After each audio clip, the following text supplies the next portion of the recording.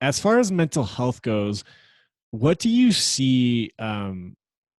What kind of supports do you see athletes needing, and where are we falling short in terms of mental health support? Athletes and people in general need more support in learning how to manage stress. Mm, It is whether you're a doctor, a teacher, an athlete, how do you manage stress? How do you recover? That's a huge thing that in the NFL, recovery is as big as performance. yeah.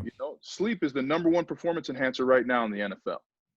10 to 12 hours of sleep per night with 45-minute naps during the day is a way to increase your overall performance 9%, your reaction time and critical thinking ability 24%.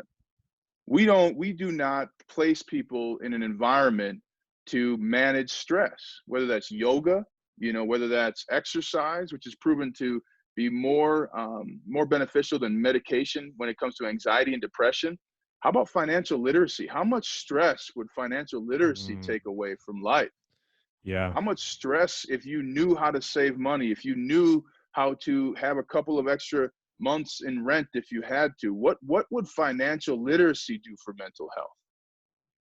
These are things that all come from how to manage stress. We're not taught that in school. We're No. not taught that in college.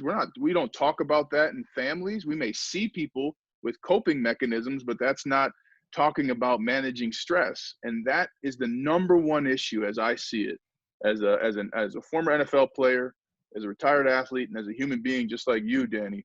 We are woefully underprepared to manage stress.